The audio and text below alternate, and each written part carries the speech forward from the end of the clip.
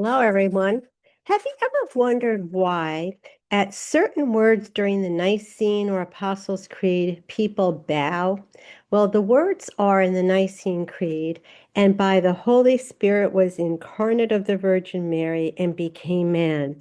And Catholics bow during those very words. Why? It's a profound sign of reverence for one of the greatest mysteries of the Christian faith, the incarnation, which is the moment when the eternal Son of God took on human flesh. At this point, we pause to honor the astonishing truth that God became one of us. The Creed recounts the history of salvation. Jesus is eternally begotten of the Father. He is God from God, light from light. We know those words. Then comes the pivotal moment when the second being of the Trinity entered human history. The infinite God accepted a human nature without ceasing to be God. The church regards this mystery with such awe that our bodies express our belief through a profound bow. And the bow is from your waist down. It's not like just a little head bow, it's a profound bow. Why bow?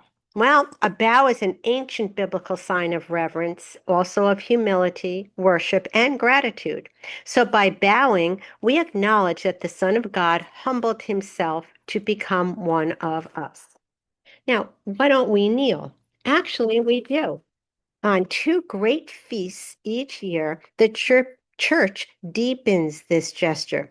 On Christmas, which is the Nativity or the birth of the Lord, and on the Feast of the Annunciation every year, March 25th, exactly 9 months before Christmas on December 25th, everyone genuflects instead of making a profound bow during these same words of the Creed. The reason is because these feast days celebrate the mystery of the incarnation itself. Christmas celebrates the birth of Christ, and the Annunciation celebrates the moment Mary said yes, and the Word became flesh in her womb. The deeper gesture of genuflecting expresses even greater reverence for this mystery. The practice of bowing at these words dates back many centuries. During the Middle Ages, Christians became increasingly aware of expressing their faith not only with words, but also with bodily gestures. The church eventually incorporated this custom into the Roman liturgy, where it remains today. It's one of several moments at Mass when our bodies preach along with our voices. Just as we stand for the gospel, kneel during the Eucharistic prayer, and make the sign of the cross, we bow during the Creed to proclaim with our whole purpose and person that the eternal Son of God truly became man for our salvation.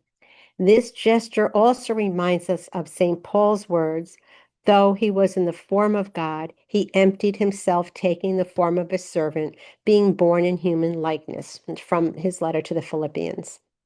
And also in St. John's Gospel, we have it beautifully stated, and the Word became flesh and dwelt among us. Our physical posture mirrors Christ's humility. In a beautiful sense, the bow is our response to Christ's own bow from heaven to earth. He humbled himself by taking on our humanity, and we humble ourselves in reverence before that immeasurable act of love. And so now you know, and you can share with others. All right, thanks so much for watching. Have a wonderfully blessed day. God bless you. Bye now.